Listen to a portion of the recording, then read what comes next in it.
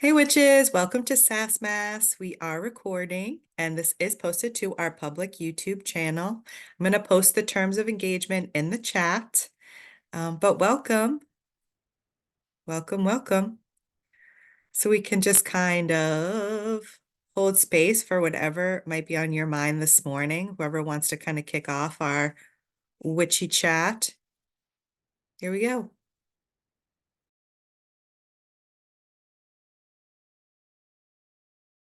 Ocean. I'll go ahead and get us started because I have thoughts and feelings. Mostly on community building and I just keep thinking about how it makes a lot of sense to have like spaces where witches can interact with other witches. But I feel like an aspect of community that gets kind of like passed over a lot is like connection to other communities. And I guess the subject really, I guess I'm getting at is intersectionality, is because that can be both applied to um like communities based on like uh like race, ability, uh gender, um and then there's communities of like faith and stuff. And I know that witches are not necessarily like a religious community, but we kind of almost operate as one. I was actually learning over last week about Taoism and how it is also a practice of that kind of like intermingles like science and spirituality, without putting too many, eggs in one of the other in either basket. And I think that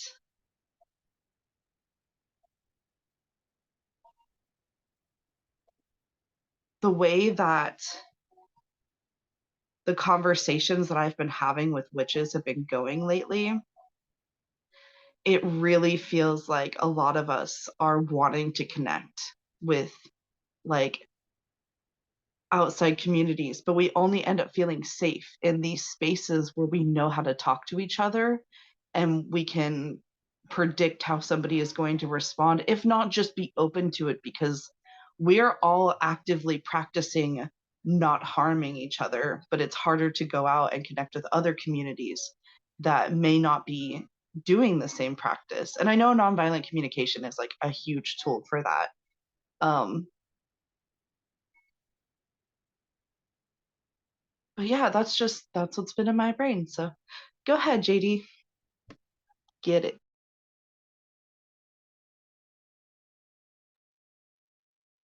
Um, you brought up the subject or brought up Taoism, which is has relations to like Chinese medicine and culture, which I have studied in the past, and I like the start of the conversation being about community, but also like interacting with other communities because I think like even through our history, everyone's so divided, right, by our own beliefs. But like I think the biggest victory for humanity is to still be able to come together with their own individual beliefs system, but still operate without violence and have an openness to hear other perspectives. And what I have enjoyed about Taoism is that like everything in life is interconnected. We're interconnected with our bodies and with nature and with the elements and with um, like everything within our system. So um, I always really enjoyed how it brought all that together into one sort of practice, is like just like this like neutral stance within all of the systems and everybody's beliefs. So I hear you, and I very much relate to that in a lot of ways because I feel it'd be so great if everyone had their beliefs, but all still came together in some sort of unity, out of respect for one another. Yeah, thank you. Is it me? I think so. Yes. Karen, did you had your hand up? Sometimes Zoom puts it down for you. Did you want to go? Or did you lose your? No, I lost my total train of Okay, thought. no, If it comes no. back, I'll raise it again, though. Thank Okay, okay. So I'm just gonna share my feelings, and it might not be popular, and that's okay. Um, and Ocean, not sure, you can, if you want to like respond, I'm not sure if like you were, kind of ask, like, well, let me just ask you first, like, were you wondering kind of like how to do that, or like just thinking more, just generally like thinking about it, and or were you like wondering like how we kind of come to a common ground with other people? Honestly, these are just the thoughts of my brain recently, and Okay, I wanted to just like say it out loud. Gotcha. well, I wanted to start a conversation around it because like I do value other people's perspective and stuff, and I I like to bring what I'm thinking about here because then I'm able to expand on it. Totally. So, like, these are my thoughts, and I obviously reserve the right to change my perspective in any moment, but this is what it is at this time. Um, I was a big self-help person, like early, like teenage years. I was like reading self-help books and watching a lot of Oprah because that was what was available to me, and Oprah like, introduced me to things that and people that were really helpful living in like a violent, I grew up in like a violent home. Um, and so I feel like in my 20s and maybe 30s, like I would really get into it with people, like, really want to help them, really want to like get into it, but also get stuck when maybe someone wasn't like wanting people to see it my way, right? And like kind of going through that whole process of that. And now like at this process where I am right now, I'm going through like a bit of a dark night. So like I think my perspective may continue to shift on this, but I'm a little bit of like of a duality where like I care so much and then care nothing at all. Because you know what I mean? And it's like, you know um and that's like I don't know, like I constantly am just noticing that I'm always in this duality of like I'm like when I'm either indifferent or I like or I like do not give a fuck, or I like care so much, and like um and what I where why I think I kind of had to feel into like and it's not really not caring, because ultimately I do care. It's about like and what I've kind of sorted out is about like the letting go of control piece of it, where it's like, okay, I had to find that place of like when someone would say something and I got me like engaged my nervous system and got me really aggravated. Maybe we were talking about like racism or, gender or something like that, and we just have different beliefs on things. And it's kind of like you engage with in conversations with people, and whether they're a witch or not, and whether like they've done, deconstruction work or not, because there's so many different avenues, and we can kind of arrive at the same place of like being just accepting and being able to have an open conversation and like share perspectives without like being an asshole. And you know, so and I think there's like many ways to arrive at that, and people might, I don't know, like so many people. I have like this friend like really engaging in Buddhism, and so much of what he posts I like resonate with, just like with slightly different twists on it. Like, like, oh, like this is kind of how I understand that perspectives, and they're sharing it from like a different, but I feel like it's all the same messaging. What I mean by that is there's going to be community spaces that people are just so strong because I don't know, they feel like they owe their ancestors to like stick to their, belief that, being gay is a sin, whatever it may be. And they're gonna like hold on to that till the day they die. And I can like have compassion for them, and I can maybe engage in a conversation, but then allow myself to be like, no, like I just, like you're not going to, or within this space in this conversation. Um, so like I used to go at it. Like I used to wanna, in that type of situation, would want to like fight verbally, like argue, be argumentative and like make my point. And now I don't do that anymore. Or I might sometimes, but normally usually not, right? Generally not. But it's like a good question. Like, so am I gonna find like community and conversation in all spaces? I believe the answer to that question is no. Like I'm not gonna find community and conversations in all spaces. I think what the most I hope for is that someone will just hear me. Like will just hear. And even though if they might walk away with the same beliefs that they had and I'll walk away with my beliefs, I think like the most I can hope for is to be listened to. And then I also had to learn to be like a listener. And with ADHD, like sometimes that's hard, but like finding ways that because my brain's always thinking, but finding ways that, I could be a listener. So I'll stop talking. Next is ocean. Karen, you can go first.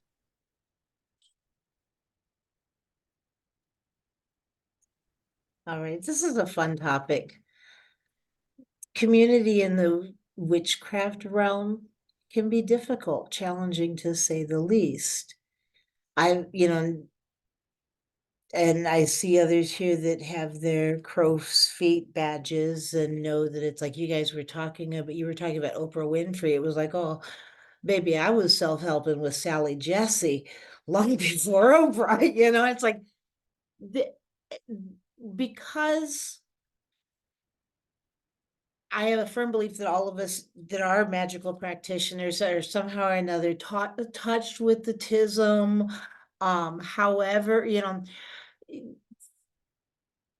every one of I would bet we don't have to show hands or hearts, but I'm gonna be able to tell by the nods. Every one of us has had an antidepressant or some sort of mood stabilizer or some sort of to control whatever feelings that were too much, too little, too.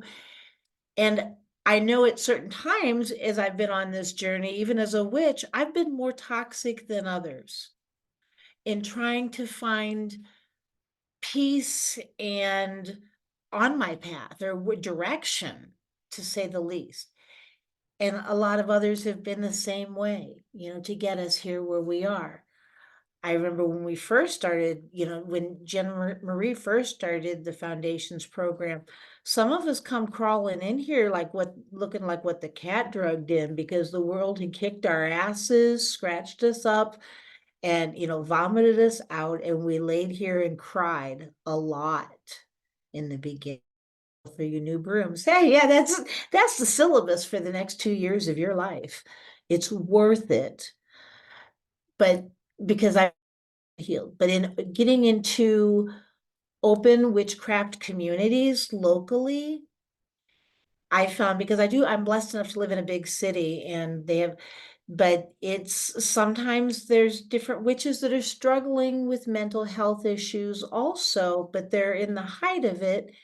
And it's kind of like saving someone that's drowning, or dealing with an alcoholic or drug addict, if anyone is familiar with that, and I can check all three of the boxes. So I am not shaming anybody for any of the choices or the people in your lives, but that's why it's been hard for me to connect. And for a long time, it's like, I was a witch when you didn't talk about it, and they'll still, I've still got tell a handful of people around here, and the first thing they're gonna go to is my mental health condition, or you're crazy, and they're gonna gaslight us with that because we don't conform. We see things that others and feel things that others don't feel.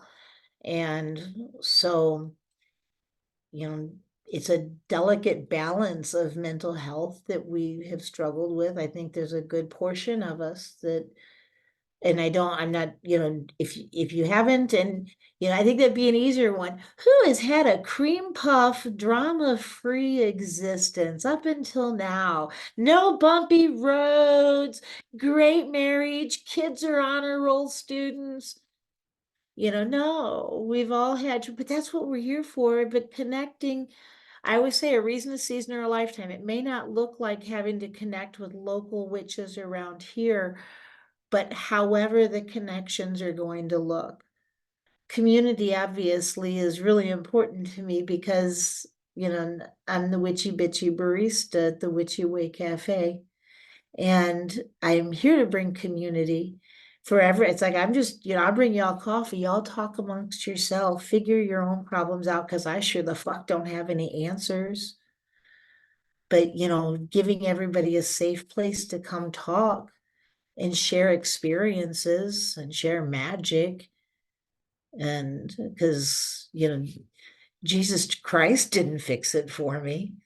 That was like a bad Sunday joke. Sorry. But, magic is magic within ourselves, magic and belief within ourselves. So, and I'm going to be shameless here and plug tonight the Witchy Way Cafe, 7 o'clock Central Time. Do the math yourself. It's all listed over in the Witchy Way Cafe. We're going to have an empowerment circle, and that's just to empower or motivate you or take it as in the kick in the pants you need to do whatever you've been putting off getting done. So yeah, we're gonna do that tonight, and I hope to see a lot of you there. That's all. Thank you, Karen. You're the best. I love the Witchy Way Cafe ever since it started digitally. It's been a safe place for me to hang out. It's been the digital third space that I never had before.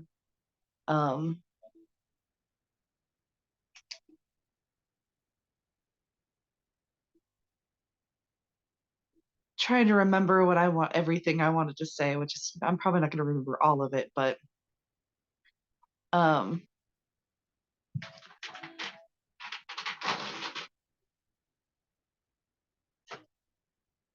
Maria, you said something that I held on to that was about like people who are wanting to do the same sort of community building,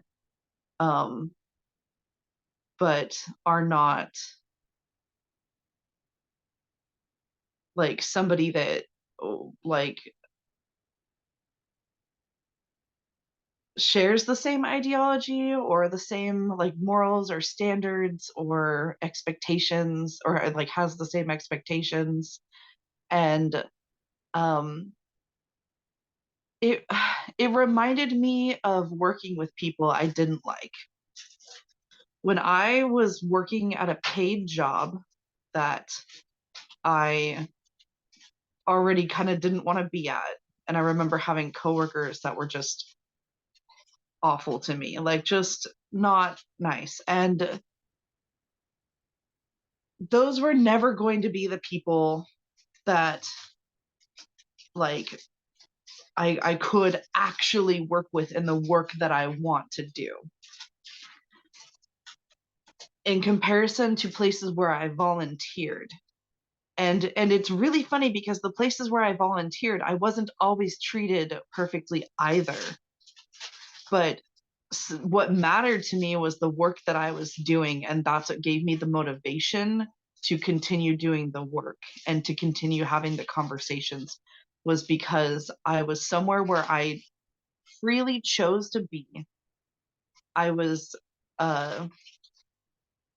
doing work that I was passionate about, and I felt like I was confident enough about what we were talking about to um,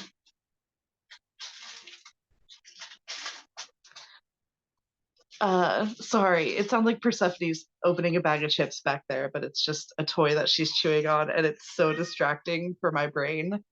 Um,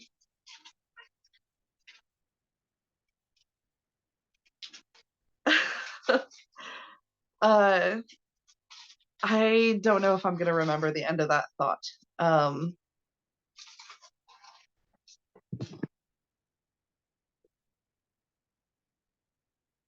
just that I think it matters the choice to be somewhere or feeling like you're forced to be somewhere, because I think that's a big thing I see with like the movement for change, is that a lot of people are trying to guilt people or make them feel like they're obligated to participate in certain ways, whereas I really like, honestly, I was really frustrated at first with Bright and Dark, like for not accepting volunteers and not allowing me to try and get involved um, early on.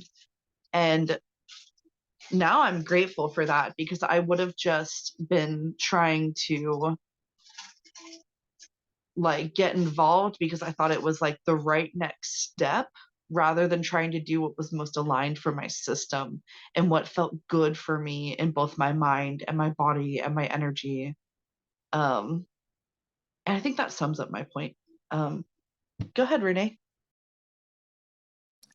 Um, I actually had a question. It's on different subjects, so I didn't know if somebody else wanted to weigh in first.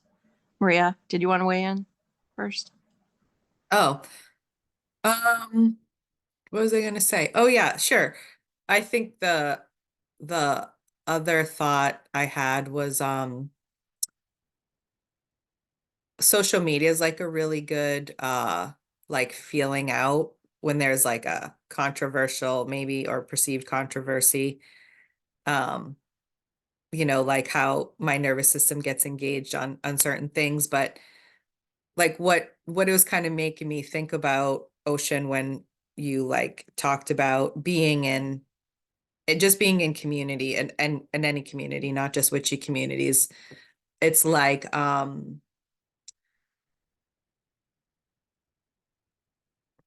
getting to for like kind of having done the inner work to be able to say my perspective and let it and leave it, and like not worry about. I think there, because I'm human, there'll always be a bit of wanting like validation, but it's not so much about validation in those like bigger spaces. For me, it's just being able to like, this is my perspective. I'm allowed to share my perspective and you can take it or leave it. And so that just kind of came up for me, like when you were like saying that, and sometimes that goes well and sometimes, it doesn't. Um, but it's interesting. I think it's going to be these types of conversations I think are like happening more, and I feel like it's very, even though it's always like really relevant, it just seems like really highlighted with all like the shifts and things.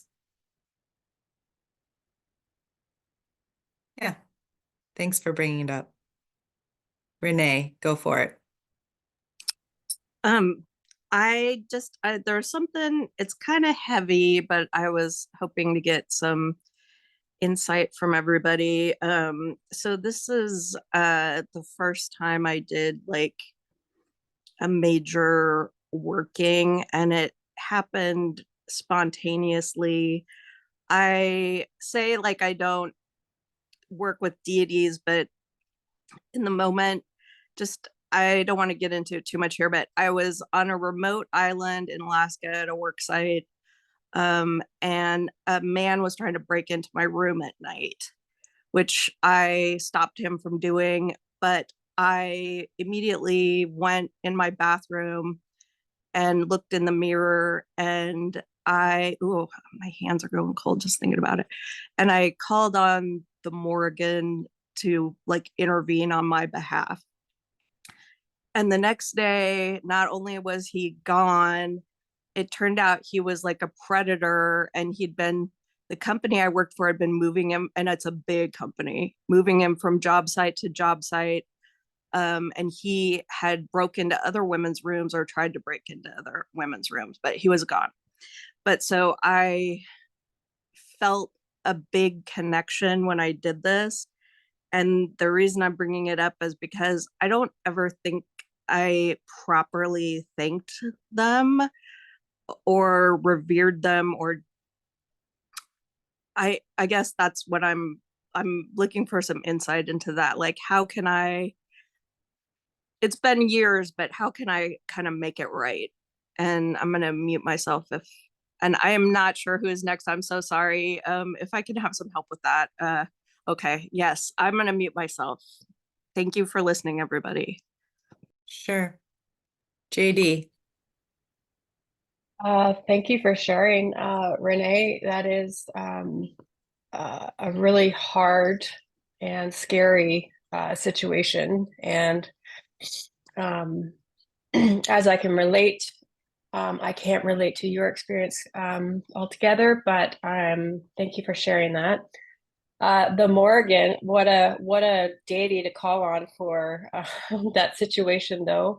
My relationship with the Morgan has been an experience. So what I can sort of weigh in and offer is just a thank you, like a thanks and a gratitude with her, and sit down and light a black candle and bring a glass of red wine to offer her, or something red.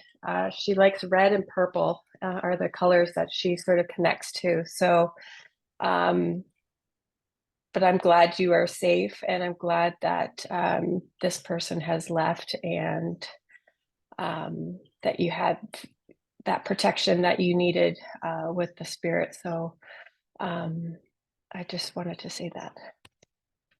Thank you. Thank you. Witchy Way Cafe. A few things here that I'm being drawn to say. And the relationships that I have with deities are, they're all individual to all of us, but I encourage you to look at deconstructing from perhaps a faith where you have to show reverence. I was raised Catholic, and, the idea of servitude, honoring and praying, giving and humble humility was just, whereas I know that I am loved by all the deities that are in my path working with me. A simple thank you is all I need, or all they need. They don't require the, servitude and the humility that's required of a lot of Christian faith. And that's just my opinion. I could be wrong.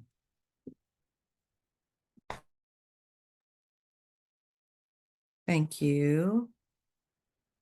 Petra. Hello.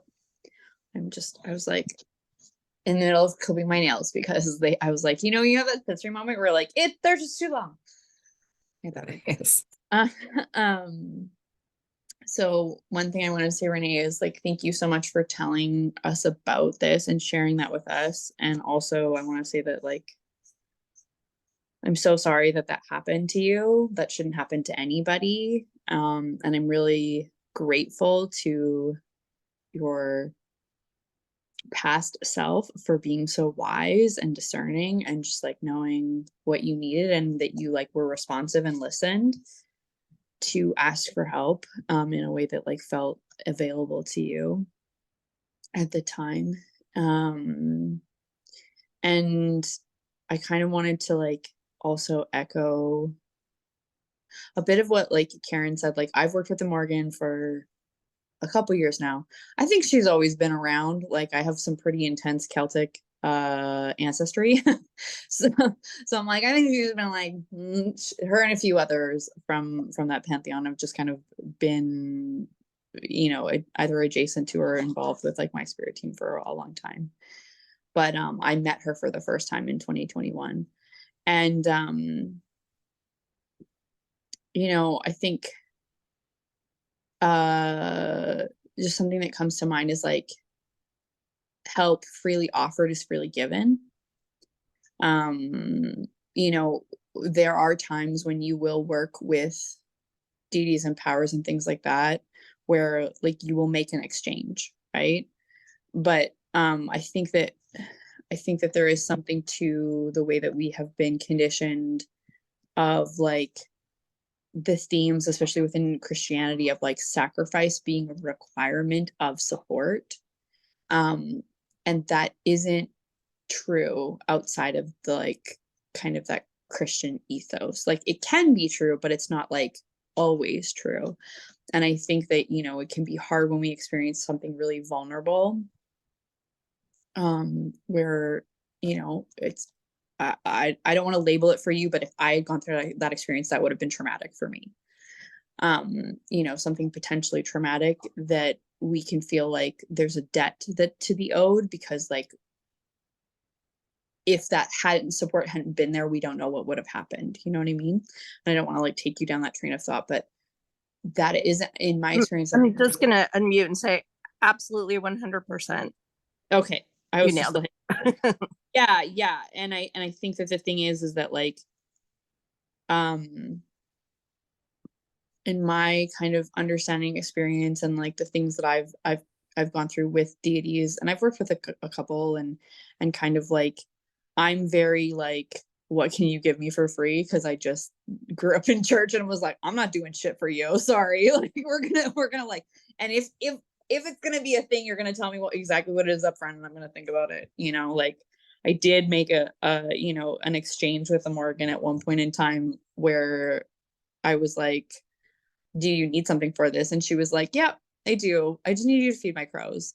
And I was like, okay, like I can make crow friends. Like I want to do that anyway. So it was like the easiest thing ever. But like in that experience, it was like, it wasn't a crisis. And I just think that like,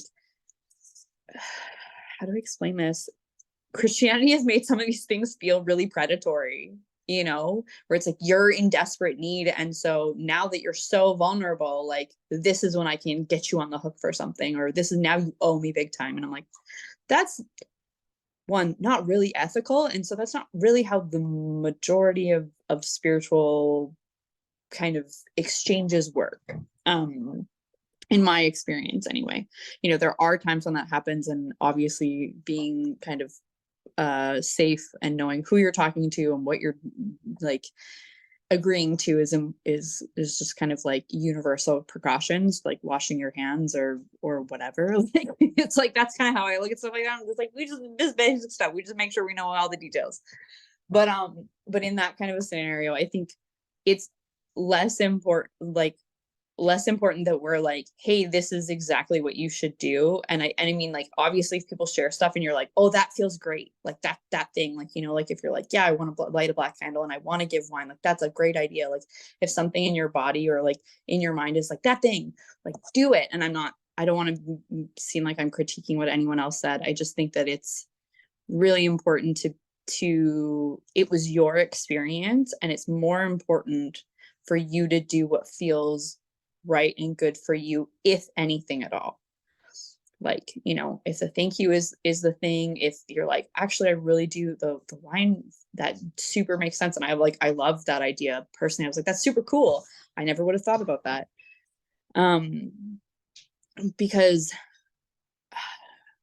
I mean, I think that like that's the funny thing about deconstructing stuff and deity work, is that like you go from a society where a lot of like spiritual rites and rituals are very cookie cutter because a lot because of Christianity, to like these things are incredibly intimate and very personal, and that is why they are so, I don't know, to me, like sacred and precious and like beautiful.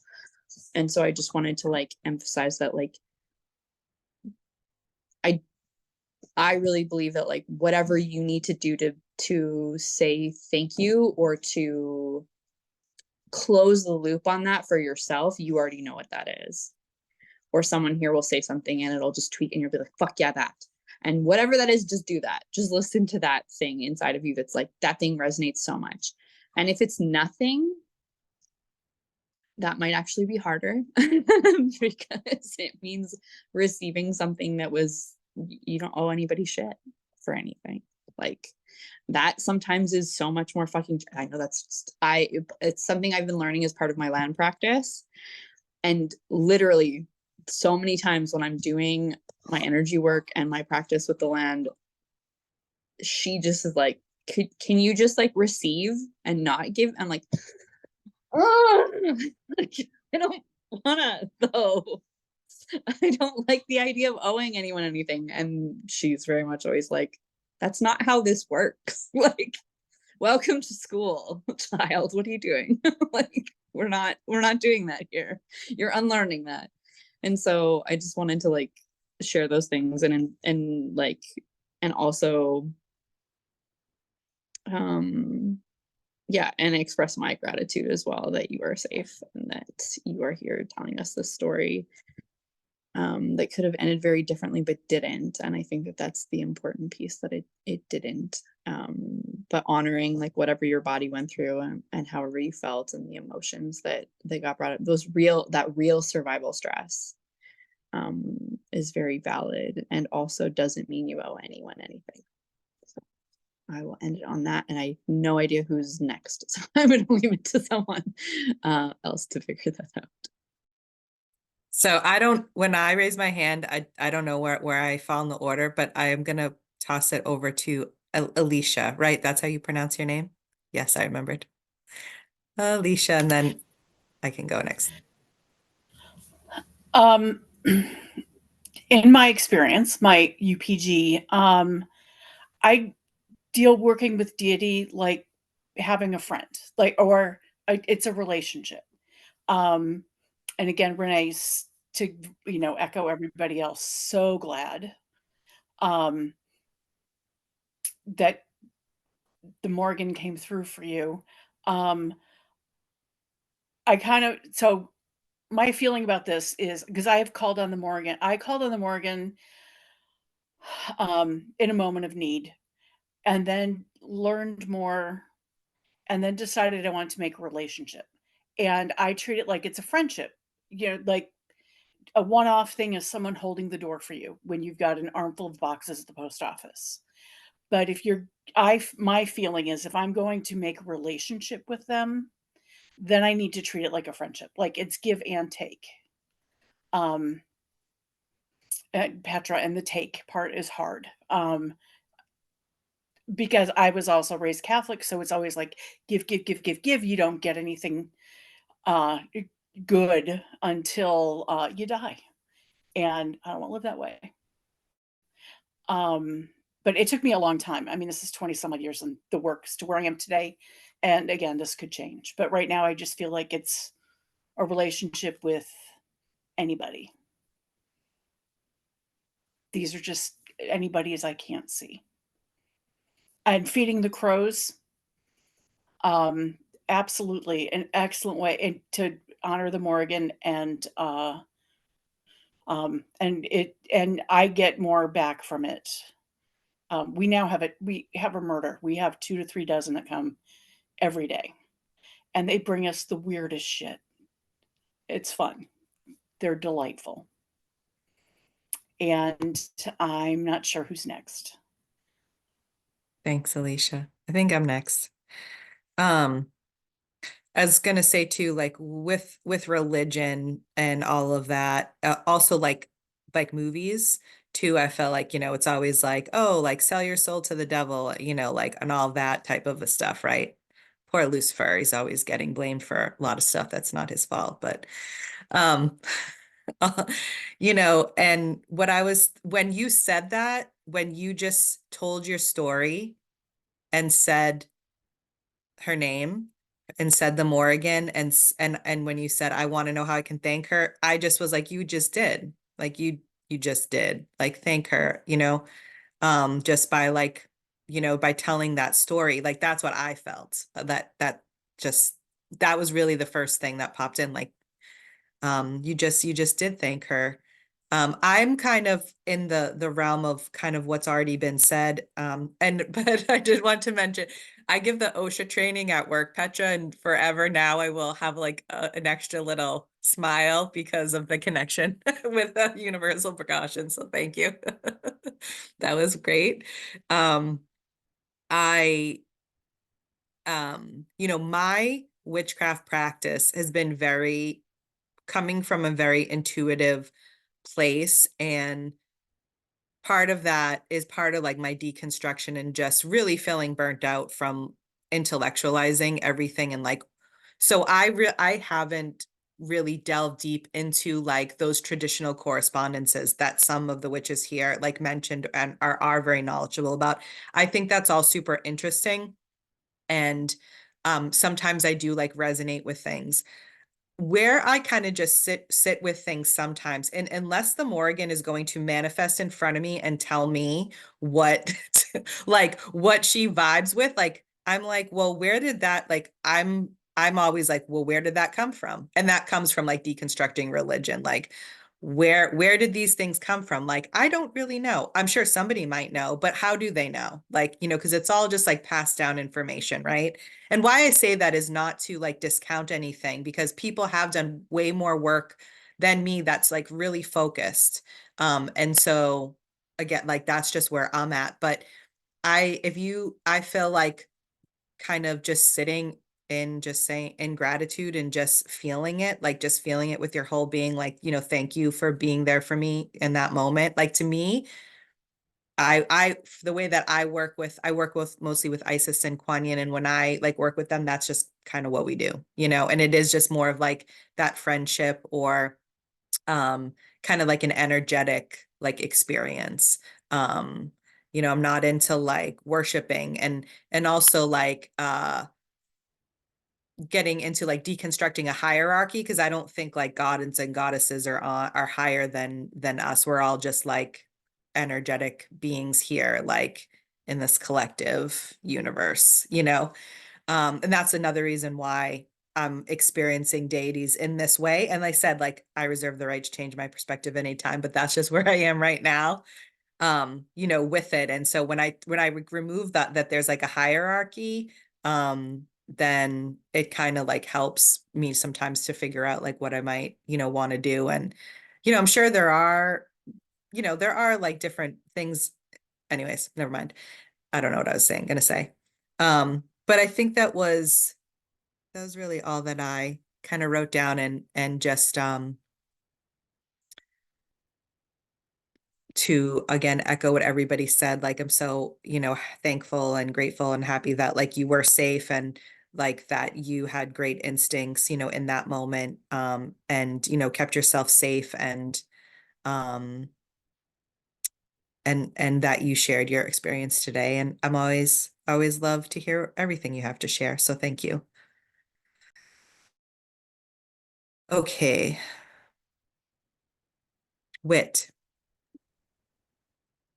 Um, I raised my hand and then, you know, as per usual, we're a lot of people are on the same wavelength here of things being said, so that are similar. But I think just reiterating and maybe stating it a little bit more directly too, of like really looking at you use the statement of like make it right with the Morgana.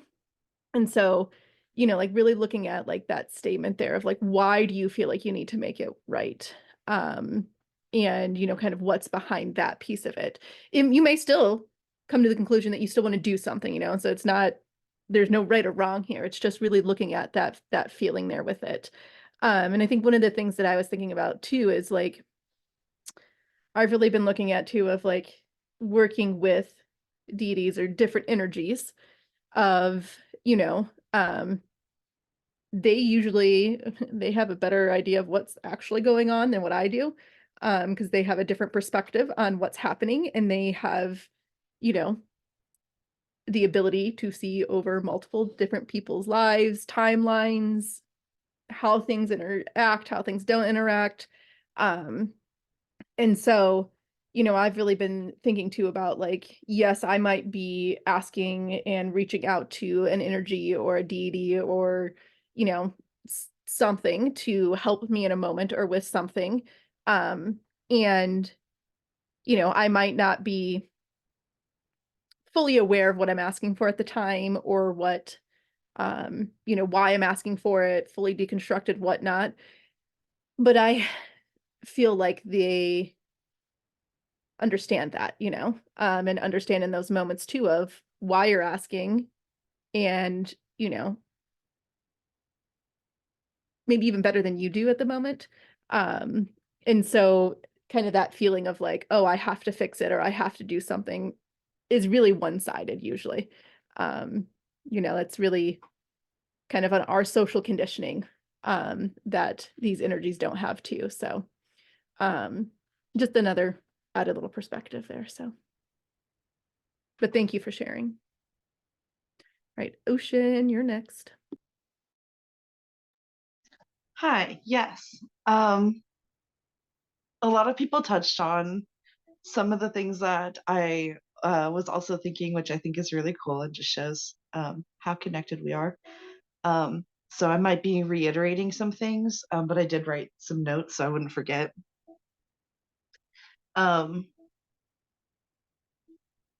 So when you were telling your story, I got the energy of like a friend showing up for another friend in a crisis. And I think that talking about hierarchies, I know somebody mentioned hierarchies, I believe. And so when we're talking about hierarchies, those need to be deconstructed spiritually as well. These deities, they don't have more power than you. I believe they are responding to the power that you are already bringing to the table. I think somebody also already said this, but the energy of gratitude is enough. It's like Petra said, you don't owe shit to anybody, and that includes deities. But your gratitude is powerful and meaningful on its own. And I think that gets discounted a lot, especially in a consumerist society. We're made to prove how much we care, how grateful we are, how sorry we are even. And it's like, it should be enough to say it, and mean it and engage in that way.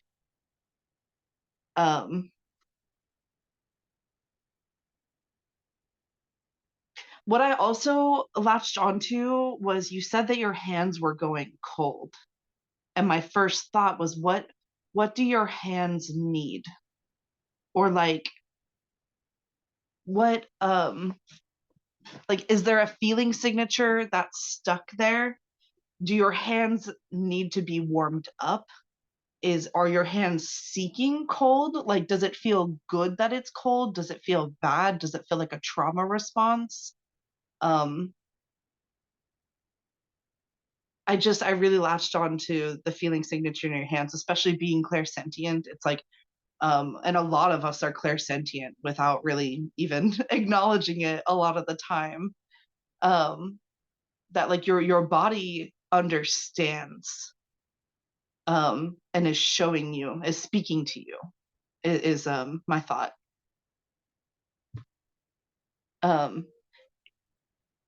If you want to respond, you can, but I know that Alicia still has a weigh in. Did you need to respond? No, I'd like to hear it, Alicia. Okay. Thank you. I just want to make sure. Go ahead, Alicia. I had to take notes because I had things to say before that I forgot, but now I remembered them again. One of them is I am feeling my and Morrigan energy really rising for the company that you work for. And I can tell you, because I've deconstructed, I know where this is from. I was raised Catholic in Massachusetts, and I am very much old enough to be part of the Spotlight generation. The day Cardinal Law died is a day I celebrated ferociously. We had a pedophile priest who is, I grew up in Springfield, Mass, which is a very Irish Catholic city. The mayor, the police force, the city council, everything.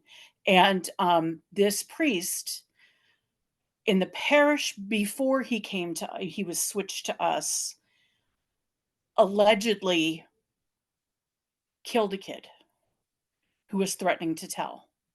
And the case was buried. There's a book about it. There was somebody who did all this research.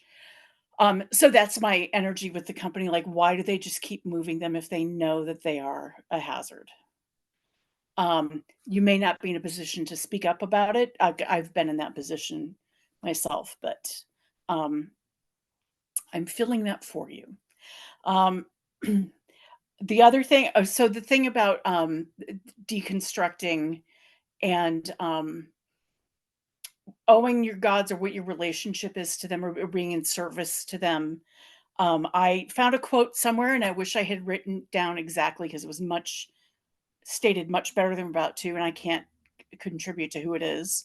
But my gods do not demand I kneel before them. My gods walk beside me. And I just love that. And that really speaks to me. And again, I learned the hard way very, very long time ago about being specific with things. Somebody else had mentioned before, like almost like, coming up with a contract. Like, this is, I am asking for this with no repercussions.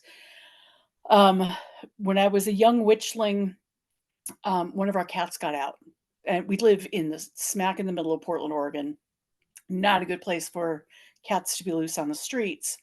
And so I called one of my mentors who was also raised very Catholic. And I was like, I just went to what I know, St. Anthony and St. Francis. And she was lovely. She was like, okay, we're going to call in Bast, and my husband and I are coming to help you look. And they were here 5 minutes, and her husband found the cat.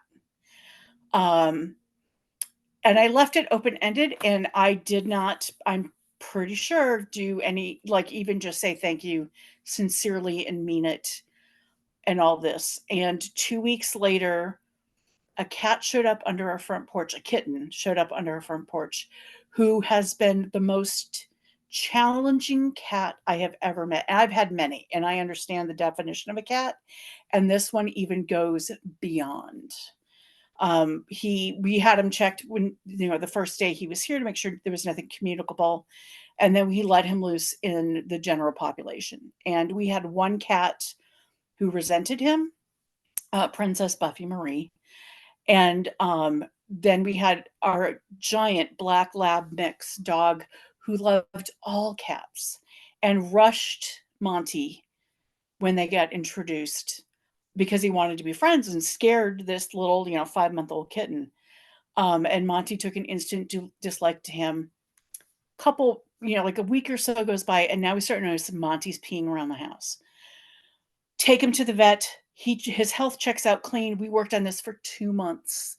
Pheromone spray, pheromone plug-in, yada, yada, yada, down to the vet finally, after 2 months, was like, keep a list of where he's peeing and then come back. And so half an hour before we're going to leave, I'm getting stuff ready to go head to the vets, and I go in the kitchen, and I notice that the cat has peed in the dog's food bowl.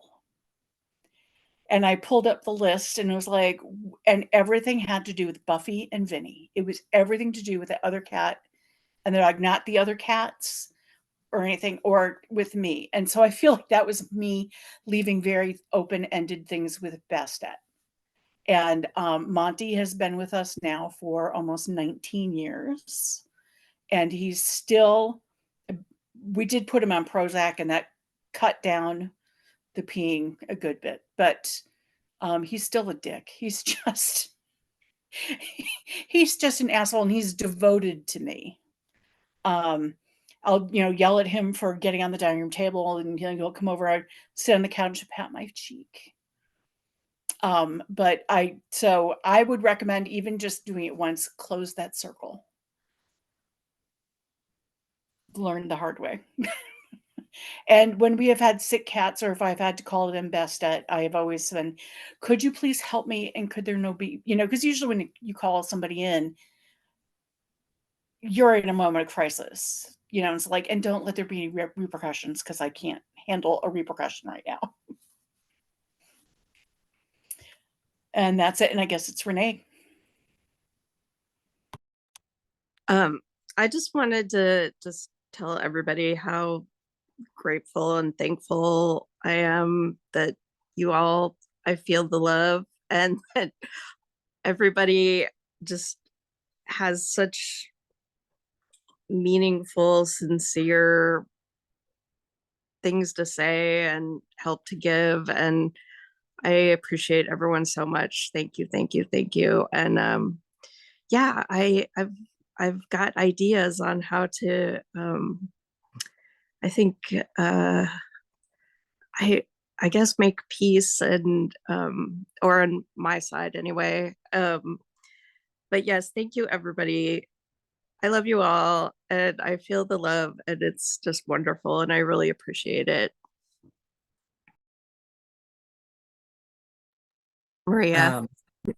And it made me think too, just kind of something like I said before, and like engaging in witchcraft in the way that I said, like very intuitive, is very foreign. Like it's just typically I'd go all into it and read all the books and do all the things, but I'm too tired to do that. So a lot of the witchcrafts happen in like, the astral. But what I wanted to just say about that, and in relation to like a ceremony of any kind, whatever you feel like, I love all of that. Like put me in a lace dress and let it twirl like Stevie Nicks, around a shitload of candles with incense and rose petals, like do that all day. You know what I mean? Like I love that. And so if that's what feels good, for you, and that like you feel it in your bones, like, oh, this just feels right. And like you do maybe look up some of those traditional correspondence, like just whatever you feel, it's like that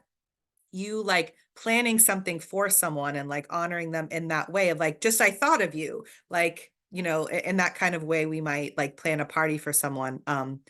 But something that pinged for me was about worthiness during this conversation. And I just kind of felt called to kind of say like, I feel deeply that like we are all beyond worthy of all of the support and all of the help, because we are here on earth like doing this thing, right? Like we've come here to do the thing, to feel the feelings.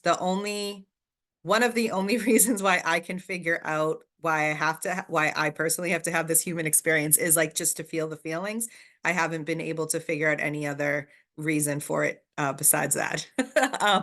And the learning, the feeling the feelings and the learning and all of that. But I just spent a lot of time in contemplation of like, why did I come here? And so I just wanted to say to, Renee, but also just like kind of everyone, of just like where I kind of sit with it is that again, like you are beyond worthy of all the support and all the help that you require just because you're here and no other reason. That's it.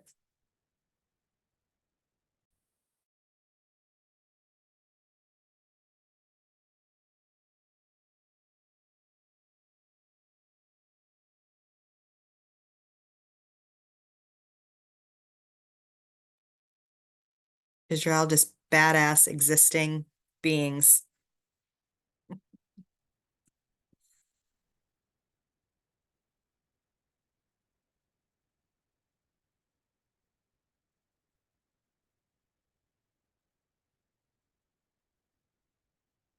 Yes, Alicia. I think Massachusetts is very Catholic. That's as a whole. I guess New England, right? Probably for the most part. I don't know. Some more than others. I'm married to a wasp from New Hampshire. Okay. In fact, we just Right. had, my parents have recently passed away, and I had to sell their house.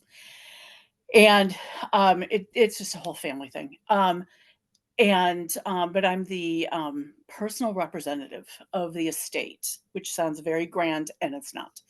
Um, but my mother had been a real estate agent, and I texted my siblings, "Did anybody grab the St. Joseph statue?" Because I mean, not even you don't even have to be Catholic. A lot of people know about St. Joseph helping to sell a house, and and nobody did. So I got my own, and I held it, and because my mom used her St. Joseph statue like for petitions for things. Julie needs a new job, and she would put a little note underneath, and then things would happen. So I held my St. Joseph, and I said, I'm asking for transference of the energy, and I need help selling this house. And being raised Catholic, I put conditions on this, which was I have $100. And the school I went to was the Order of Sisters of St. Joseph. So I was like, so here's $100. And once we have the next open house, for every day we do not get an offer, taking $1 back. And my partner was like, you can't do that with a religious thing. And I've been working a lot with Orla Costello from Bridges Ford, working with Bridget and with the Irish Pagan School. So there are a lot of former Catholics in there. And so when I told Orla, I was like, yeah, Quinn said, you can't do that. And we both started laughing. She's like, what did you say? I said, that is the entirety of the Catholic religion in one move. And we didn't even have an open house. We got an offer like 2 days later, and it's a done deal. So I definitely said thank you. And as soon as the paperwork was signed, I paid the $100 to to the convent. I closed the circle. Okay. Awesome. My mom is a triplet, so my mom and two aunts, their birthdays on St. Joseph's Day. March 19th. Coming up. I like it's funny well, not funny, but my mom was divorced, and so I definitely had a lot of Catholic influences, but she took the brunt of the guilt when she got divorced. And so when it came to me, she didn't enforce a lot of it on me because she had been like traumatized by conversations with different priests when she went through her divorce. But I still really connect with Mary. Like that energy. Yeah, that feels really like present for me still, but just not in the like, but then it's not within the Catholic religion. Like, so, if that makes sense, like there's still a place for those deities in my, that I've connected with, but not within the Catholic religion, like outside of that. That was, I mean, I went to Our Lady of Hope. So again, very very Mary centric. And I'm really drawn to Mary Magdalene and also Medusa. I mean, women who were wronged by history and the patriarchy. My mother had me illegitimately, asked her brother to be my godfather, and he said yes, but they would not let him in the seminary. This is like right around the time of Vatican II. And my dad was my adopted dad, and he was divorced, and he took the brunt of that. But on the opposite end of the spectrum, I was an only child for 4 years, the golden years, I call them, to bust my sister, before my sister was born. And she was very young, and her lungs collapsed, and they had to rush her to the hospital. And that's when my dad made the deal. If she lives, we will raise them Catholic and send them to Catholic school. And that's what happened. So I tease her that she ruined my life twice over. But actually, when I went to Catholic school, penmanship was my favorite subject. And later in life, became a calligrapher, a professional calligrapher. So it paid off, but I do not admit that to my sister.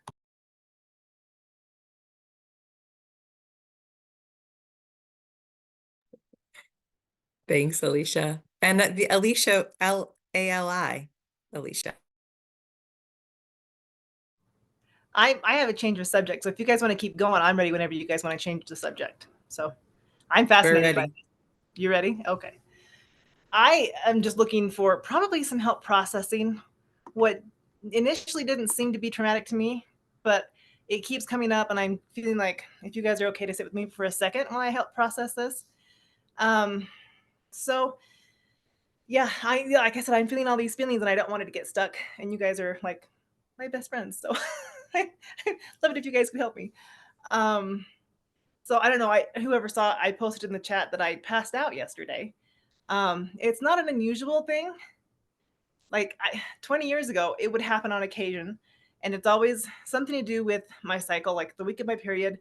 Some hormones, something or other, will cause something to happen. Anyway, it always happens when I'm on the toilet, and I'm trying to have BM. Sorry, it's TMI, but anyway, so it's happened that I passed out probably maybe 3 times, almost passed out another 4 or 5 times. But normally I just get on the floor and I'm good.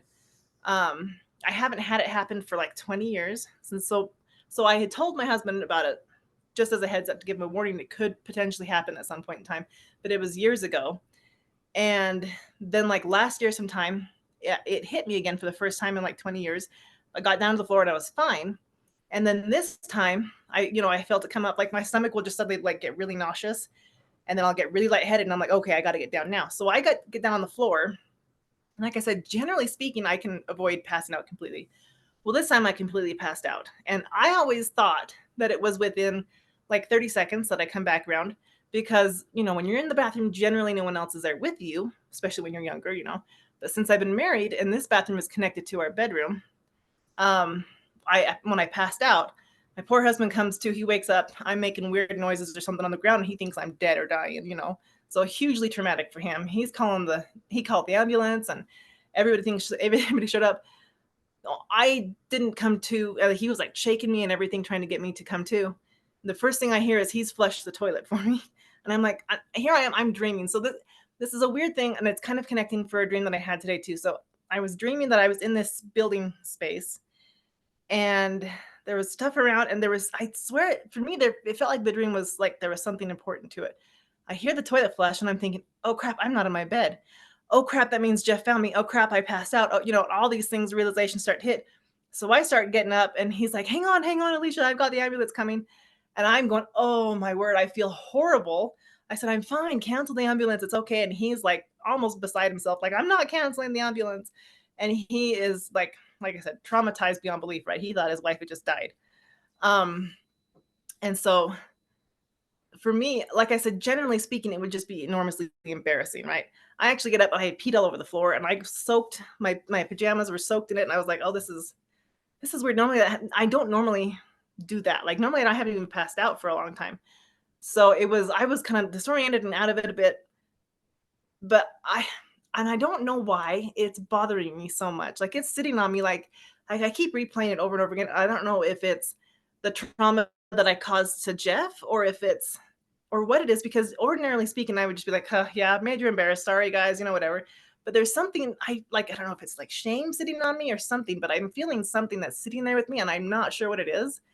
And I don't know. Go ahead, Ocean.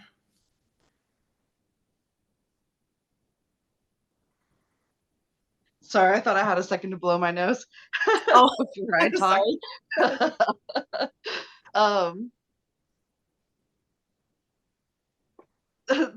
so whoever needs, to do shadow work on pauses, then that was for you, I guess. Myself included. I have a lot of experience with loss of consciousness.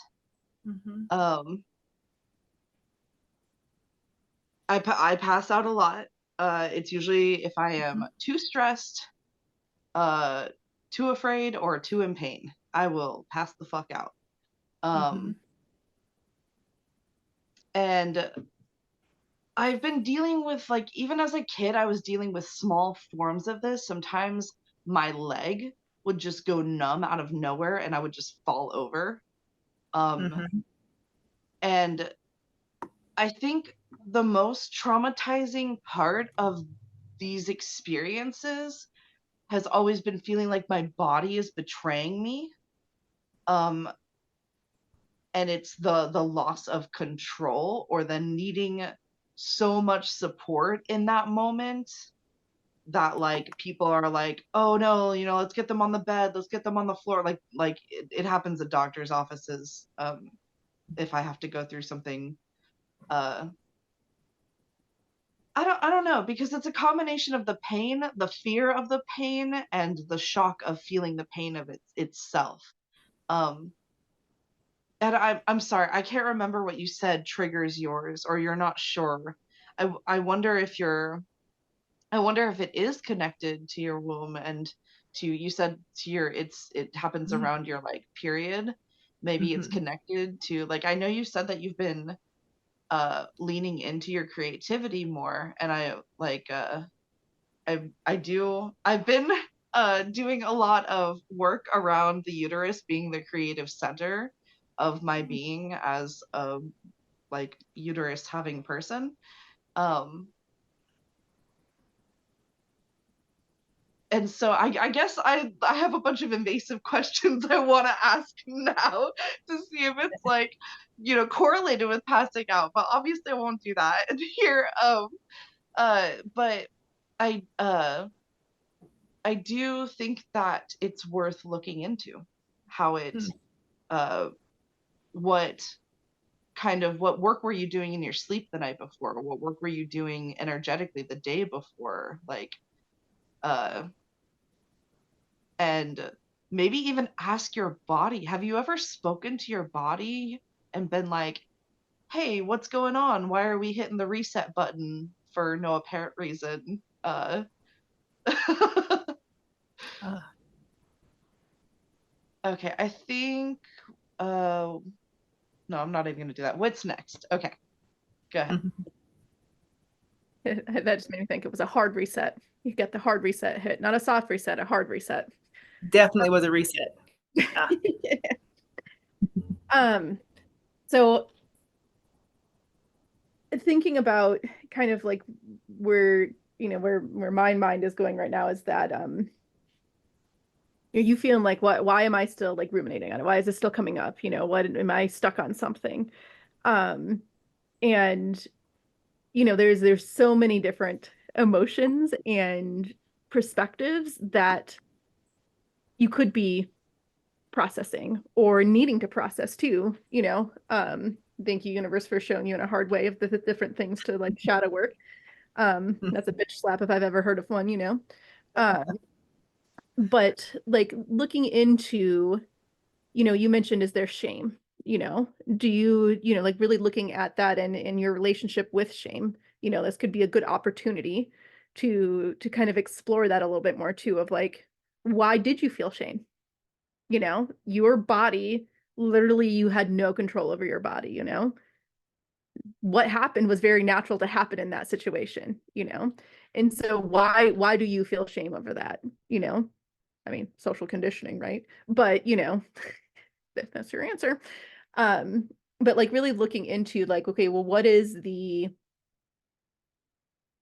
what is the shadows here that I can work through from this too, of what what is it highlighting for that as well too? I think, yes, look at the medical side, look at the energetic side as well too, like Ocean was bringing up as well too, of what else was going on too. But I think this is great seems like a weird word to use, a great opportunity to like really look into those feelings that you're having, and why it might be stuck in you too, of like why those feelings are stuck there. Because I'm sure you really don't want to have to go through this again to look at those feelings too. Of and being able to process those as well too. Because that is a pretty traumatic thing to have happen, not only to your physical body, but to your brain, your mind. And like where is it that you know you can, and now I'm just kind of rambling on with it. Hopefully I got my point across. Okay, Maria. Um, I sorry. The reason why when I start talking slow, it's because there's 5,000 thoughts that enter my brain at the same time, and I don't know which one to say first. So that's what happens. Um, I think I just wanted to, if it's okay, just hold space. Like that was scary, what happened, like that experience. Um, and like if it was something, like medical, like maybe the vagus nerve was engaged or something like that, which there are definitely other people out there that experience that. And, whatever the reason was, whatever the explanation was, like that was a scary, thing that happened for sure.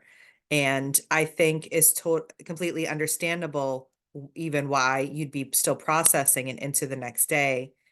And so whatever feelings are coming up, have you taken a moment to process the feelings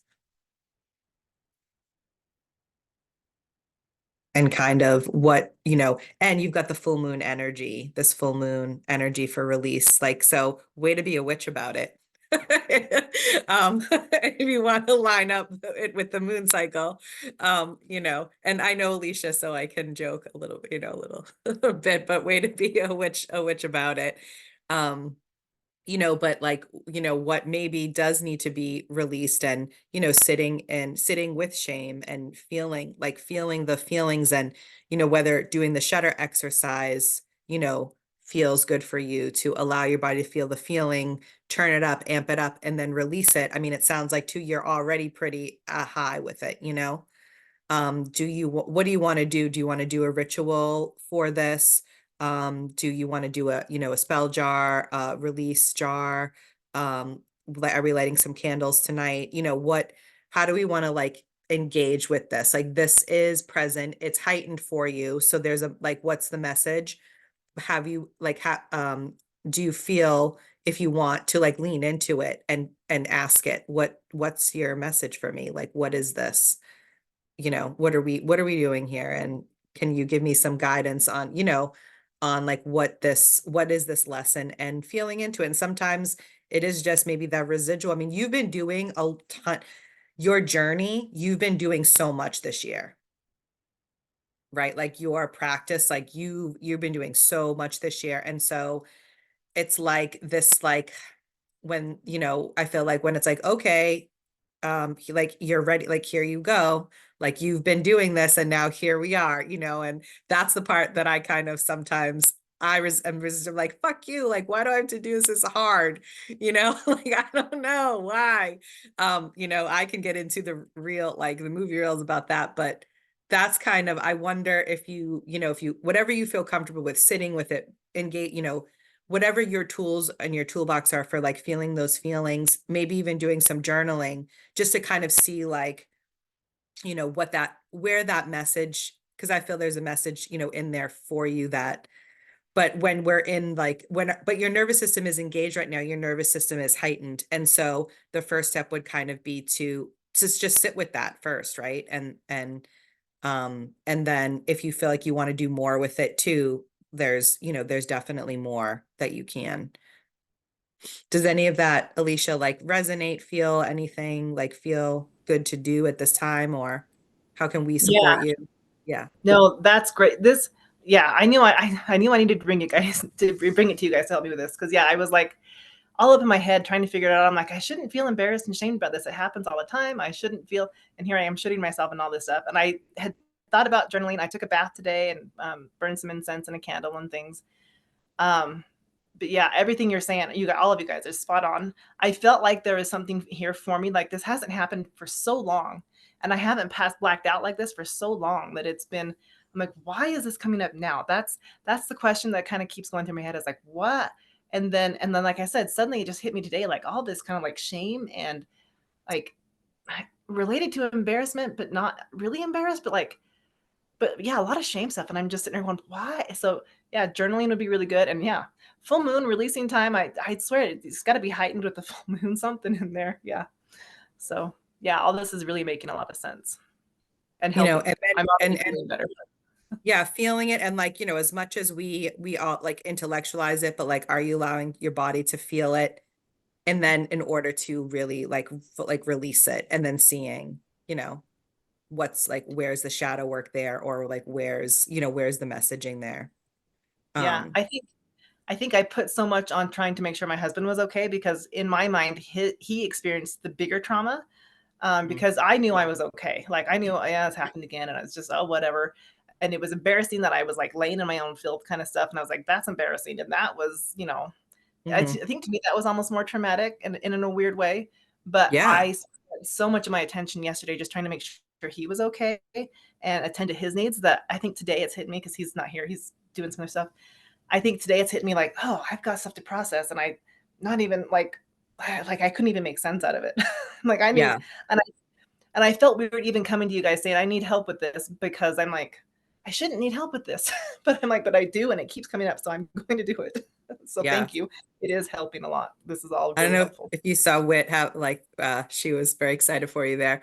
And like and just like, because I know when you've shared, like you're kind of coming up on to like doing your Oracle deck, and like really doing like big, like, Mhm. really getting out there and doing big things. And so I just don't know if that's, like that shame, like having to process that at this time, maybe feels right, or for you,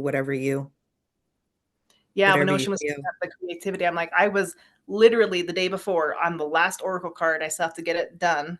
And then I was thinking, okay, I have like this one, maybe two more cards, and I'm done. And I'm getting ready to like send it to a printer to get it printed, like Wow. ready to go stuff. Like, and it's all come together so fast, and so like it's been so channeled that Yeah. I did wonder if that didn't have something to do, some play part into it.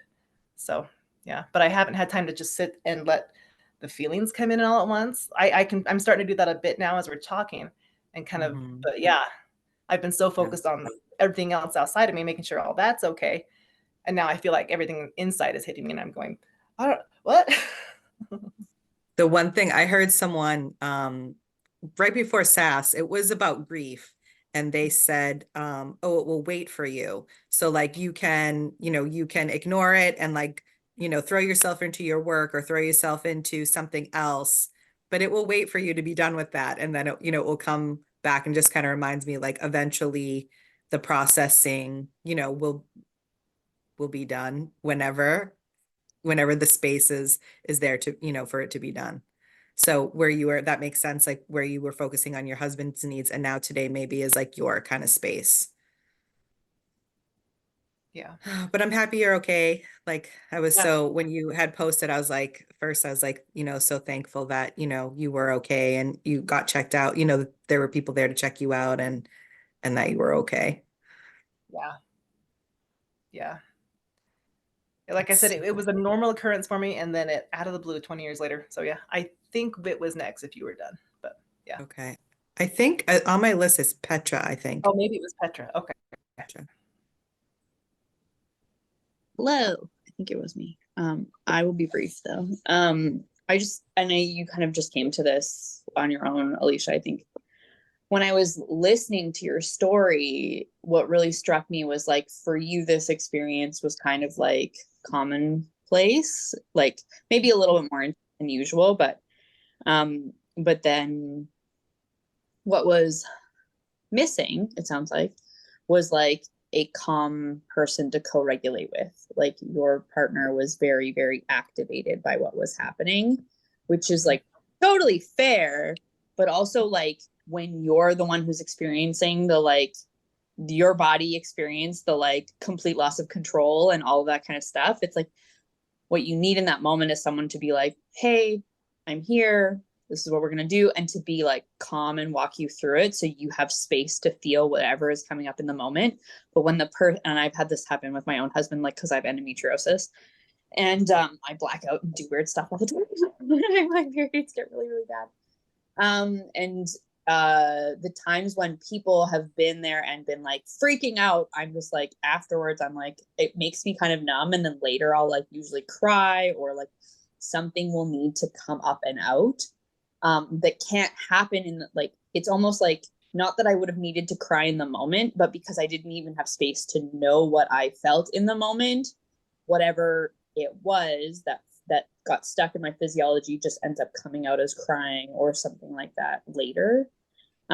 Because, you know, I think when others have really strong reactions to our bodies, it can create like shame and fear and pain. And when that need for co-regulation, when we're dysregulated, like a state of shutdown and freeze, like fainting is essentially shutdown when you look at like trauma responses in the body. And vasovagal syncope and stuff like that. And although it's like, it's actually very common. Like it's like our body's like too much hyper arousal, off switch. Like, you know, it's like, it's the hard reset. It's just the reboot. It's always important like to go get checked out and like figure out that nothing else is going on. Like you're not like having like other things going on in your body or like bleeding or whatever, things that like, you know, could be insidious and or like not insidious, but like not immediately obvious. That's the word I wanted. But you know, it sounds like you went and got checked out and whatnot. So it's like when the co-regulation isn't present and instead there's co-dysregulation, that dysregulation that you didn't get to work out or have supported in the moment does end up, and that's why we're here. Like we can help you with that and we can support you through that. And you have tools as well to, you know, process whatever it is. And I think I would just encourage you today to be with your body about it, like to ask your body what it needs and to just let whatever, you know, like if you have the impulse to like have a bath or get really cozy under warm blankets or cry or punch pillows or whatever it is, to find a way to do whatever your body needs in a safe and supportive way. And also who like has at many times, especially when I was very young, I would black out in bathrooms all the time. I know exactly how scary that is. It's super terrifying. But the numbness, which is like part of the freeze response, like kind of dampens that and delays it. And so it's like all that terror and fear and things like that can come out in really weird fucky ways like later on, after you're like, I'm no longer numb now, and now I just feel like really irritable, or I feel really jumpy, or like there's so many permutations. And so I just want to validate that, like, however that stuck energy from like that experience manifests and like kind of comes out to be metabolized, like it's super normal. Just that's we just like don't think of it in our society because we forget that we're animals. We are animals, and so we need to, like, you know, animals like shake it out, or they like, you know, like when an animal like does the dead faint response in the Sahara and like or like on the African plains or whatever, and like they don't get eaten by the lion, they like lay there for a while and then they stand up and they like wiggle everything, you know. It's like that's their way to get that sympathetic energy that's like been shut down out of their bodies. But for us as humans, like sometimes we cry, sometimes we need to go on a really intense walk until we like walk so fast we want to puke or whatever. Like it's like completely random. So I just wanted to validate that and say that, like, you know, your body knows what it needs. And I think in these kinds of experiences, the most challenging part of it, because we're so taught to intellectualize, is trying to like get out of our mind out of the way of what our body is trying to ask us to do, so that it can like just complete that cycle and we can be like, that energy is discharged and now I feel more grounded and centered and whatever. So that would just be the thing. And also, you know, obviously if this stuff keeps happening, is just like, you know, checking in with your healthcare providers and also seeing like, am I experiencing more pain or that I'm not really tapping into? Because I think the thing that kind of like blew my mind like in the past couple of years was like learning that like women like, or like people with uteruses cramps are akin to heart attacks. Like we all have a heart attack once a month in our pelvis. And I was like, what the F? I'm like, I bet I had endometriosis, so it's like mine have always been like very dramatic, and really intense, and just like completely undeniable. But I think, the idea that like even the average person who doesn't have terrible endometriosis, raging cramps, still experiences like that level of pain, but we're so conditioned and socialized that like, just go to work, just go do the things, just whatever. Like it really can take us out of tune with our bodies, and maybe your body needs pain support. Maybe it needs like peppermint tea and some chamomile, like some soothing things, like whatever would be supportive. Those things also sometimes can really augment. Like I know that in like looking back on my journey of like when I would end up blacking out, it was because I was a teenager and I was like in functional freeze and I didn't feel how bad my body was in pain. I just like knew I was uncomfortable, but I had to go to school. And then it would get to a crescendo moment, and then my body would be like, we're done. You're not laying in bed, you're not doing what you're supposed to do, you're grounded. And I was like, fair enough. I'm now laying on the bathroom floor. Because that freeze response dumps a ton of painkillers that our bodies make into our bodies. That's why we experience that numbness, is like because we just like dumped our own little supply of morphine into our bloodstream by like completely passing out. So it's like it's a brilliant system and mechanism, but sometimes if we want to avoid that part, we can be like, hey, I'm going to take some Tylenol and some ibuprofen and like strap a heating pad to myself and kind of learn how to like I don't know, this is an interesting way to put this, but like almost like deconstruct or decondition the way I've been taught to ignore my own pain as someone with a uterus, and like instead kind of intervene early. That has been a very hard journey for me. So like all of the sympathy and empathy in the whole wide world, because it's not easy, because it's just like you're just supposed to be fine, right? And just like and so, but that's just like food for thought. And hopefully, like I want to be really clear, like not my intention at all to like shame you for not doing, like I mean these things in the most validating way possible, because I think that it's like, of course we don't fucking know how to do these things, of course, like we're taught to do the exact opposite. It's like, just be the machine, go be a robot for capitalism. So yeah, so thank you for sharing with us, and I'm really glad that you felt safe to bring that here and process with us and whatnot. I don't know who Ocean. Perfect. Thank you, Maria. Sure. Let me just say real quick, thank you, Petra. Don't think I ever would be able to take it in any negative way, whatever you say. I always am very appreciative of what you have to say. And thank you all for letting me take the space. I think that's a part of this too. So allowing myself to take space and expressing my discomfort, I think that's part of the process for me. So thank you for that. And then, okay, Ocean, you can take it away. I was still gonna weigh in on your experience, if that's okay. Couldn't think Yeah. of that word. Okay, cool. Because it's perfectly valid to be like, okay, I've had enough of attention on me. Sometimes I feel that way. So I don't know if you're into metaphysical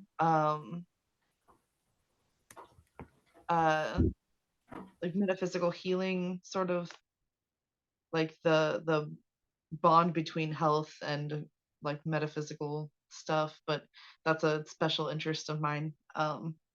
And I looked up in one of my books. It's You Can Heal Your Life by Louise Hay. I'm sure a lot of us have picked it up or heard of it. It's a good jumping off point. I think that it'd be really cool to to like have somebody rewrite it in like a deconstructed, connection based sort of perspective. But when I was looking up fainting or like a vasovagal response, because I was just curious, because like I said, it's happened to me too. What came up was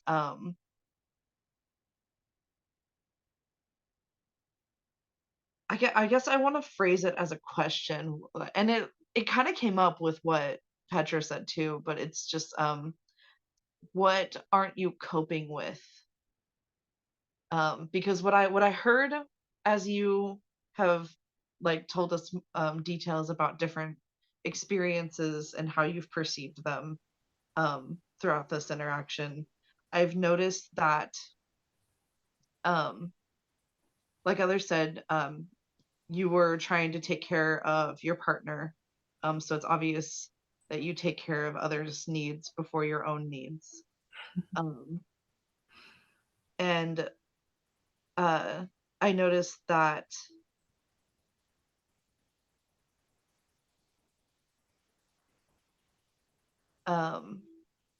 you say that you used to pass out a lot.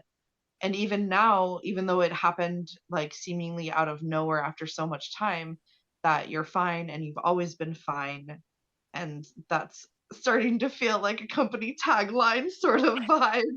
I'm fine. Like, you know, and we all do it. Like I do that too. Absolutely. Because I need to be fine.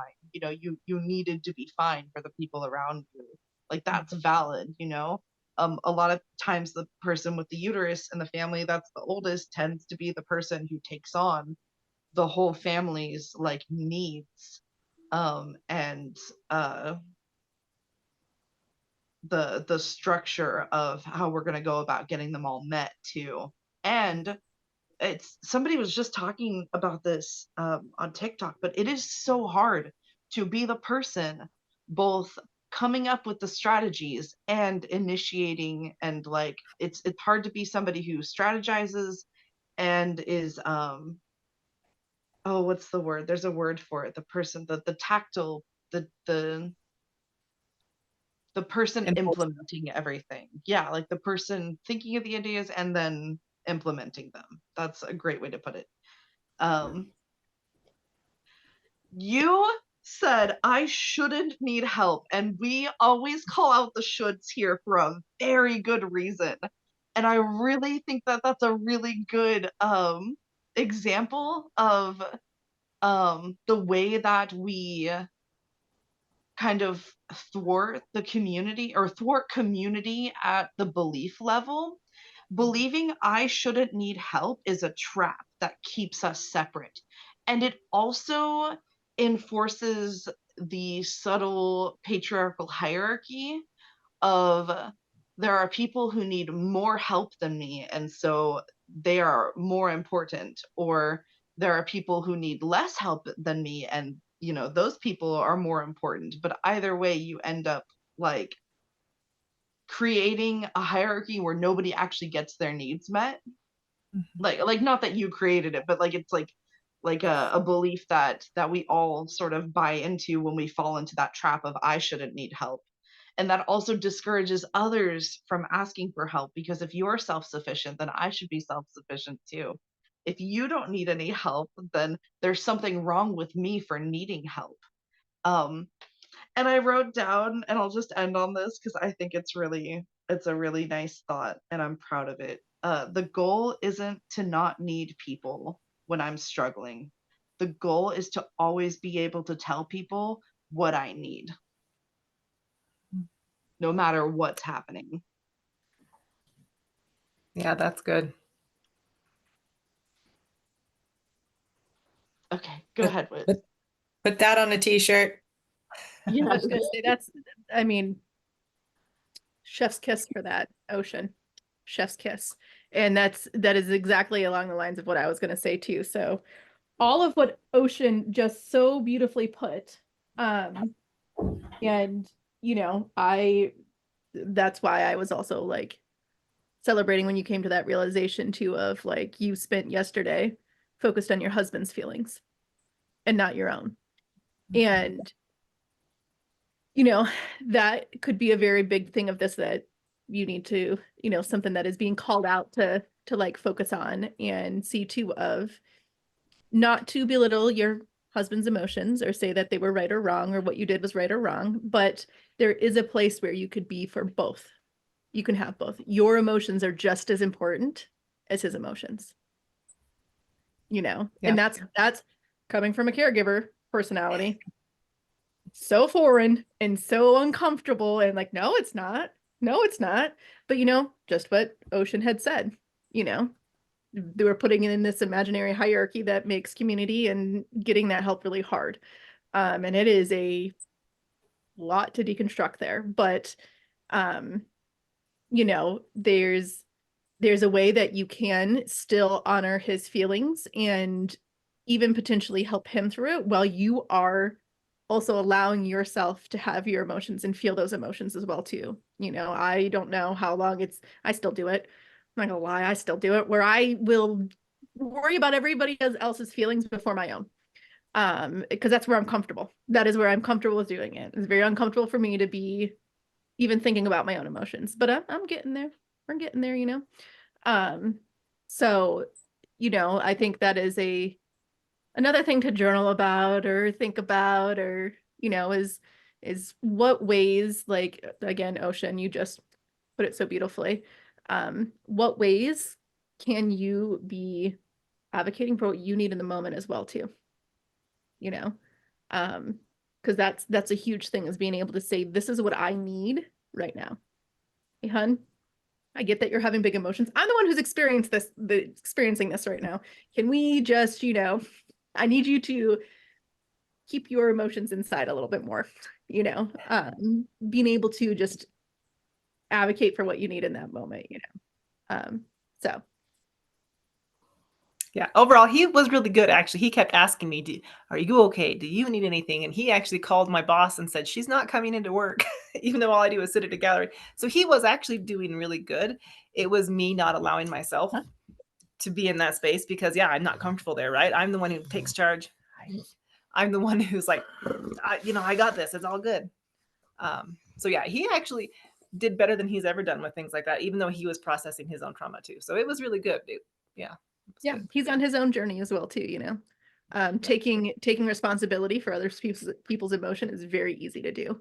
And though you can acknowledge and hold space because of an action that you did or what happened with them, you know, your body deciding to do the hard reset, you know, it's not your responsibility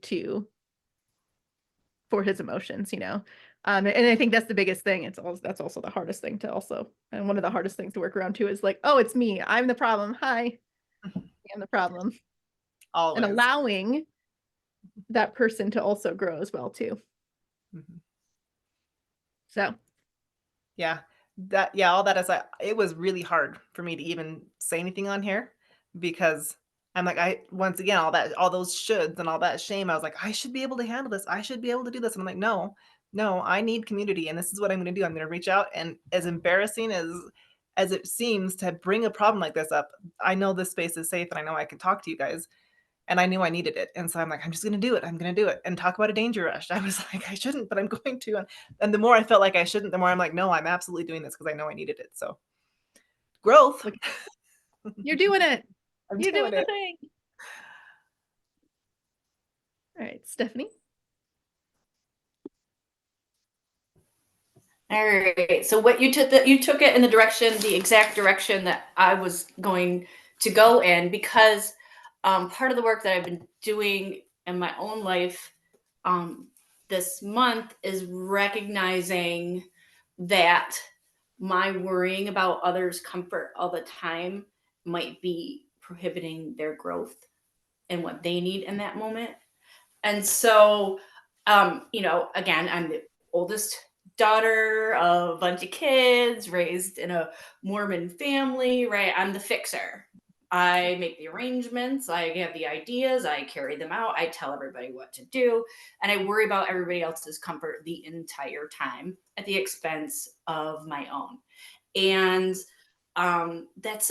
that's currently part of what I'm really working on deconstructing, and in realizing that in exerting that control, which is essentially what that is, I might be depriving the others in my life from the experiences that they need to fully experience on their own in order to get to their next phase of growth. So I just love Wit just took me there, and that's where I was going. And I don't know if that's just, I love how these S.A.S.S always does that for me. So I don't see anybody else's hand up, but I'm gonna mute myself, and I am done. I'll just say, I was gonna Stephanie, say, I'm the isn't it exact amazing how we're never really alone in the things that we experience? Someone brings up one thing and almost everyone's like, yep.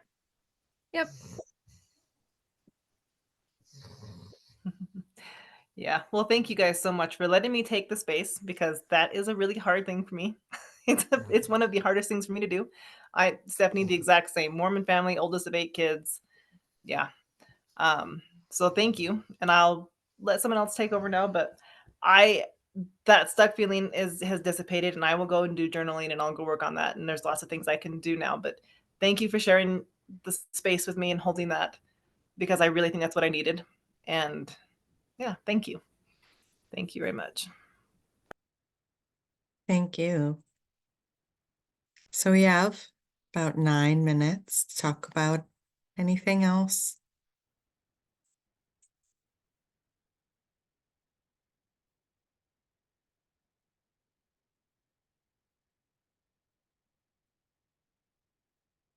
Bring energies here. The birds are chirping. Ocean. I had a couple of thoughts from the earlier conversation on deities. If that's okay, if I take us back a couple steps. Um, I have been thinking a lot about deities and how I experience them. Um,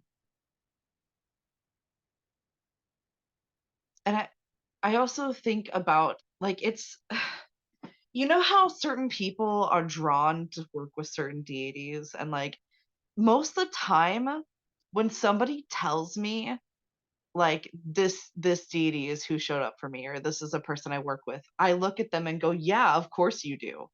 You seem like someone who would work with them. Like, it's just, it's not even always a look, but it's like an energy about them. But sometimes it does seem like there's like a look or an aesthetic that sort of like, because multiple people can, or I mean, people can embody multiple aesthetics. And so it usually like there's a theme running through a lot of the people. Also, pattern recognition is a neurodivergent thing, so that's fun for me. I would also like to share just my personal experience, that I work with Aphrodite, and it's really hard for me to say that, because beauty, deconstructing beauty is something that is deeply vulnerable for me. Um, I like to try and project an air of confidence, because I would rather not uh be insecure. I it's and it's something that I struggle to admit because I am insecure. If I'm working with this deity and I'm not the most confident, most European standards, white, beautiful, like, uh, impossible person, then how could I be connected to a deity that is known for beauty and love and attractiveness and aesthetics and all that sort?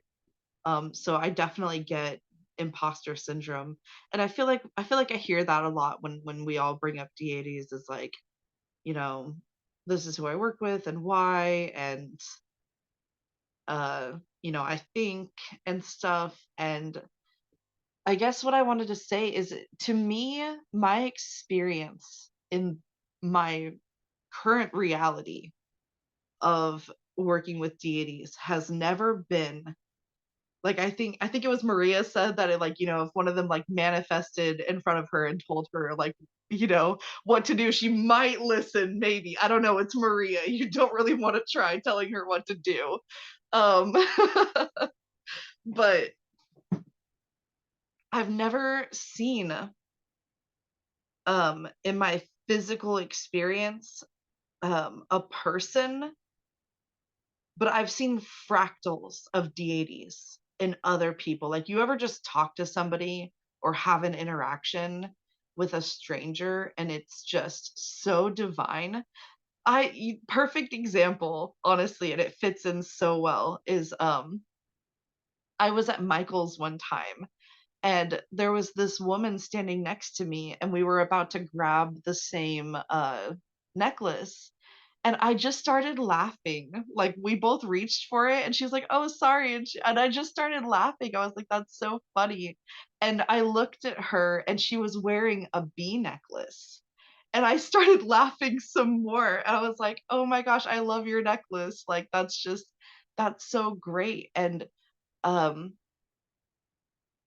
I remember, I don't remember exactly what she said to me, but I know that she was, like, kind of looking at me like I was weird, but I couldn't, like, help but keep laughing because I was trying to get this really pretty thing, and I was worried about it being perfect, and it was for my community, gift for the last convergence, and I just laughed because of as soon as we both touched that chain, it was like, "Oh, it doesn't need to be that one. That she's taking that one." And it was like there was like one left of another one. And sorry, all these things happen so quickly in my mind that when I try to say them out loud with my mouth, it doesn't come out with the flow that it happens in like reality. And so it's so hard to re-explain. But it was like all these synchronicities at once. And it felt like this person I was interacting with had that energy, but wasn't like, I mean, and we run into a lot of people who, you know, we are like, that's definitely a witch. I run into people who seem like they have that like fractal of a deity, like they're connected. Like, I'm like, we're definitely connected through a similar energy. And that's how I get the experience of like a deity, is I just experience like a resonating energy with something within me.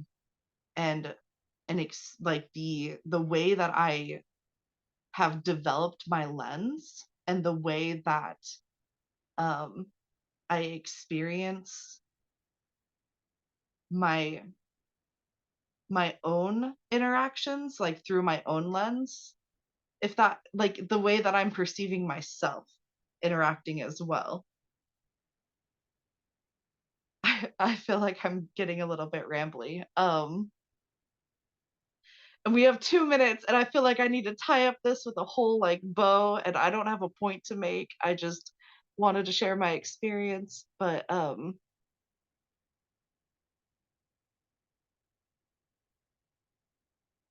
there's a phrase that I really love, and it doesn't resonate with everybody, and that's okay. But I think I just want to share it real quick, and then I'll stop.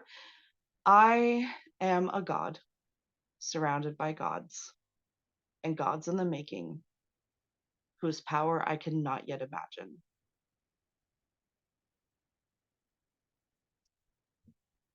Thank you.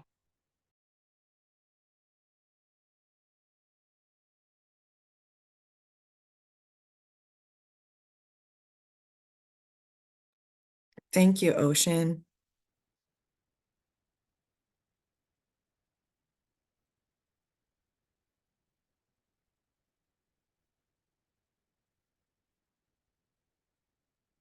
Thanks everyone for coming today. We'll be back next week, same time, same place, same Zoom. You're awesome. Bye, everyone. Bye, have a good day. Thank you.